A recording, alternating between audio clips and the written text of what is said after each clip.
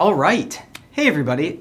So in this video, we are going to keep up the program that we began to develop last time of taking derivatives of our parametrized surface and then expressing those derivatives in terms of the vectors x sub u, x sub v, and n. So first, a really quick recap as to where we are now and what we can compute.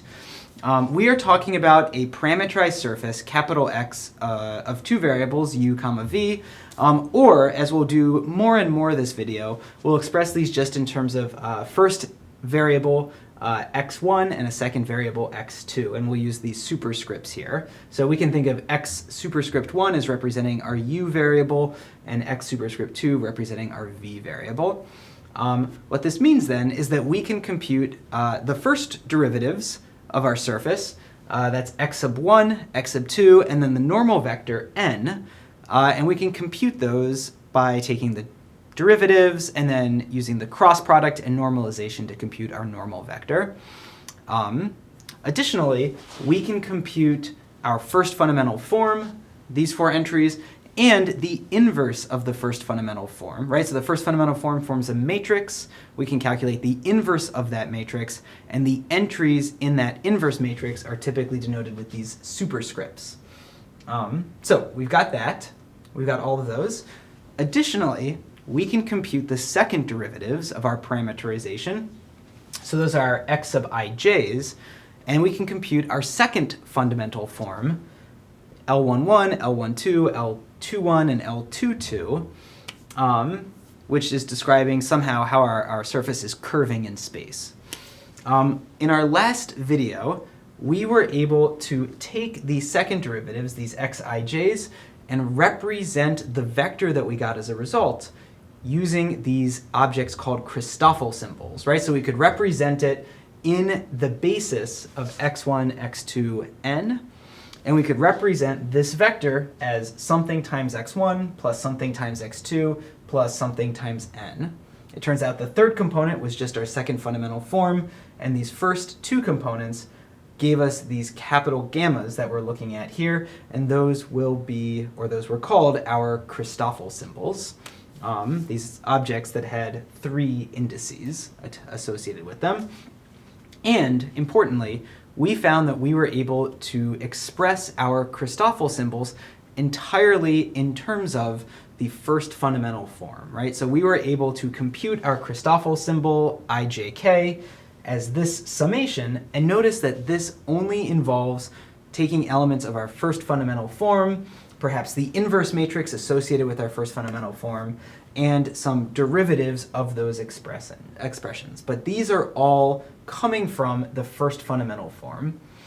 As such, the Christoffel symbols turn out to be intrinsic properties of, or intrinsic quantities that we can compute in our surface. Intrinsic simply meaning that they do not care about where our surface is positioned in space. They don't look at the ambient space. They just look at the parameterization and the first fundamental form. Great. So we found that we began exploring these Christoffel symbols because we were interested in looking at these second derivatives. So the next place to go, the next natural place to go, is to talk about third derivatives. So what would it mean to compute the third derivative of our parameterization, say an x sub ijk, and can we express that in terms of the basis vectors x sub 1, x sub 2, and n?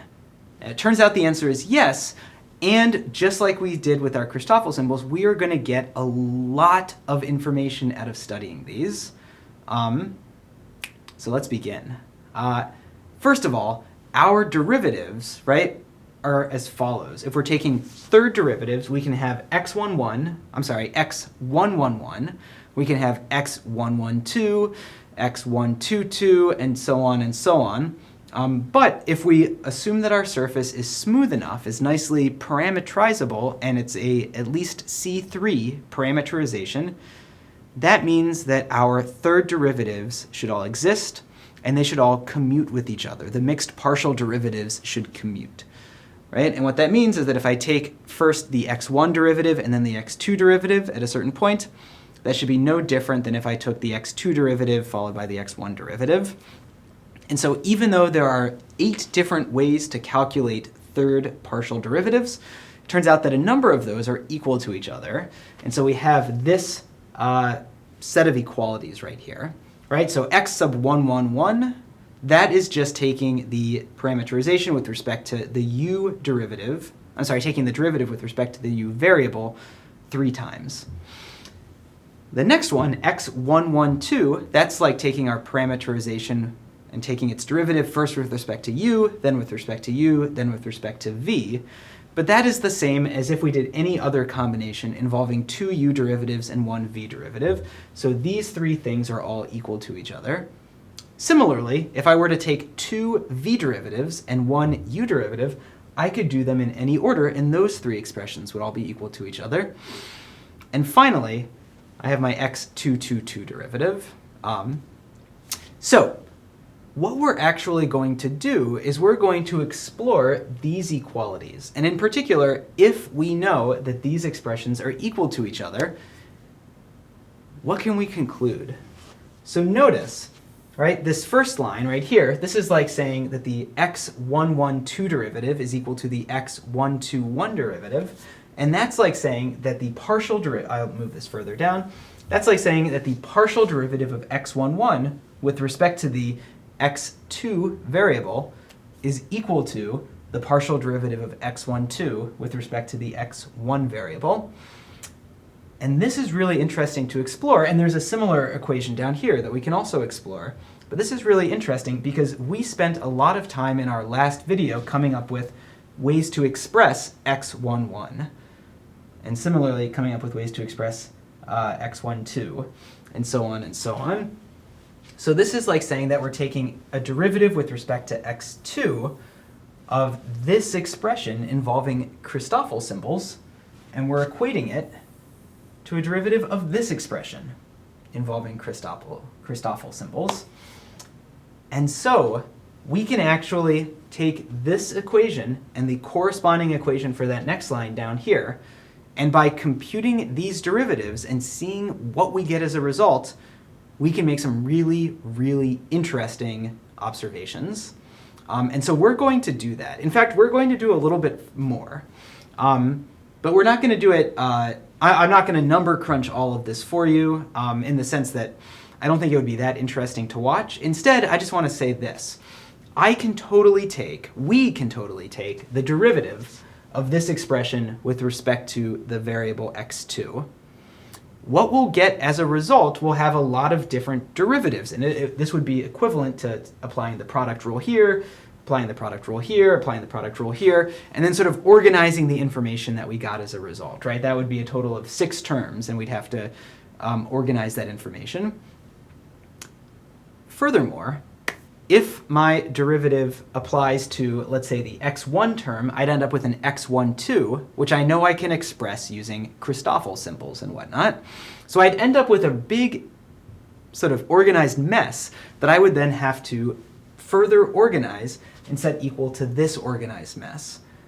But because this thing is really a vector in 3-dimensional space, and its derivative is a vector in 3-dimensional space, and ditto over here, I can compute these expressions, get these derivatives as answers, set them equal to each other, and set the corresponding components equal to each other to actually get 6 new equations that we can look at. And I mean this as follows, right? So for example, going back a slide, this derivative right here, the result would be a vector in 3-dimensional space. As a result, I can write that answer, whatever it is, as something times x sub u plus something times x sub v plus something times n. Because any vector in 3-dimensional space can be represented in terms of xu, xv, and n. And I could do the same thing over here on the right-hand side, and I could set those corresponding expressions equal to each other. So what I would get in that top line, and the same thing would follow for the bottom line, is I would end up with some sort of organized nonsense times xu plus organized nonsense times xv plus organized nonsense times n equals some other organized nonsense times xu plus organized nonsense times xv plus organized nonsense times n. And because these two vectors should be equal to each other in three-dimensional space, these corresponding sort of orange pieces should be equal, these corresponding red pieces should be equal, and these corresponding yellow pieces should be equal. And similarly, we get that the purple should be equal, the blue should be equal, and the greens should be equal. So we end up with 6 equations that should be equal to each other, all in terms of, and these equations involve Christoffel symbols and sort of derivatives involving the first fundamental form. If we examine these 6 equations, we see some surprising things, and we get some new interesting equations that describe and govern our surface. And I want to highlight 2 big results here. The first is what we get by looking at the normal components, right? So those were these corresponding orange ones, so those are equal, and then these corresponding green ones, those are equal. So by setting did I say orange? I meant yellow. The yellow ones here equal to each other, and the green ones here equal to each other. And the end result, by looking at the yellow equation and the green equation, give us the following equations, which are known as the Codazzi equations. Specifically, they tell us how we take the derivative of our second fundamental form with respect to one of our variables, and it tells us some relationships involving those derivatives. So in our top line, we get this equation here. In our next line, we get this equation here. And both of these can be summarized nicely in the equation down here. Essentially, if I take the partial derivative of my second fundamental form, Lij, with respect to the direction L, script L, and I subtract a corresponding piece involving a Christoffel symbol and a second fundamental form, I get that is equal to a corresponding equation with the role of script L and J flipped. This is kind of like saying that there's some interesting commutativity happening behind that index in the second fundamental form and the index that we're using to take the derivative. There's some relationship between J and L, and this interesting thing happens if we flip them. Right? So this is telling us some important information about how our second fundamental form's derivative can be taken. Cool. And so that is the Codazzi equation. Right? It looks it looks technical, and it definitely is technical, but it does tell us an important equation that must hold true for our second fundamental form and its derivatives. Maybe more surprising and more interesting is what happens if we look at the other 4 equations and set their corresponding parts equal to each other. The end result is a theorem, and a major theorem in differential geometry, sort of a capstone moment kind of theorem in differential geometry, and this is the Theorem Egregium. I believe I'm pronouncing that right. I looked it up ahead of time. I could still be wrong though. But the Theorem Egregium is a theorem that was proven by Gauss. The name means surprising theorem, or remarkable theorem, or something along those lines. And the theorem says this. The theorem says that the Gaussian curvature, capital K, is actually an intrinsic measurement of our surface. In other words, we can measure Gauss curvature K just by looking at the first fundamental form and the derivatives of the first fundamental form. That is extremely surprising, because the way that we originally found K is we took our principal curvatures, our kappa 1 and our kappa 2, and we multiplied them together. In order to find those, we had to use the second fundamental form. We had to use this information about how our surface was curving around in space. So the fact that we can somehow measure Gaussian curvature and that it is somehow intrinsic to the surface, that's very surprising, right? And that's the nature of this theorem. So let's talk about how this theorem is proven. And again, we'll be a little hand-wavy over the technical equations, though I'm absolutely confident we could go through them. Here's the hand-wavy part right up front. We are going to go back to those equations right here, and we're going to look at the other possible corresponding terms, right? So the oranges, the reds, the purples, and the blues. And we're going to equate those corresponding terms together And we're going to combine these equations to get the following. So we get this great, messy formula as a result, right? This is relating different expressions involving Christoffel symbols and second fundamental forms, and our aij's, right? So those coefficients from our Weingarten equations, right? And that differential matrix. So we are getting all of these expressions in these two equations that are ultimately equal to each other. But if we rewrite these equations and we simplify a little bit, and we recognize using Einstein notation and summation notation that aij equals gik lkj, right? So we can rewrite and get rid of our a's, replacing them with appropriate g's and l's. And so if we do that, if we rewrite these equations and we group every term involving that has an L in it, every term that has a second fundamental form in it, we get the following kind of surprising thing. We can get this equation right here. So we can group all of our L's together on one side of the equation, and we get this expression in the parentheses, right? So it's a negative, I should say, it's a negative g sub 2, 1, so that's just one of our terms in our first fundamental form, times this quotient, which we'll come back to, equals the derivative of a Christoffel symbol minus another derivative of a Christoffel symbol plus different combinations of Christoffel symbols. And so, what do we have here? I guess, well, what makes this interesting? Well, it turns out that the expression in the parentheses is nothing more than this L11, L22 minus L12, L21. That is the determinant of our second fundamental form, right? That's the determinant of the matrix L11, L12, L21, and L22. So that is that determinant, that's the numerator, and the denominator is nothing more than the same thing, but the determinant of our first fundamental form. This is the determinant of, and then it's G11, G12, G21, and G22. Like that, right? So the expression in here is just the determinant of the second fundamental form divided by the determinant of the first fundamental form. And that can be, right, I can write that in a smaller way as determinant of Lij over the determinant of Gij. And this was one equivalent way that we had to define our Gaussian curvature. This is nothing more than, nothing less than, our Gaussian curvature K.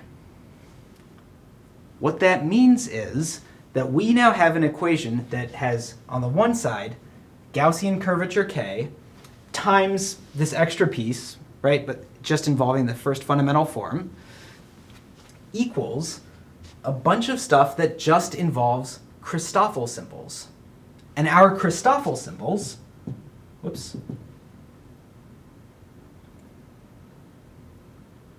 right? Our Christoffel symbols coming down here were exactly symbols that we could write that were expressed using our first fundamental form and derivatives of our first fundamental form.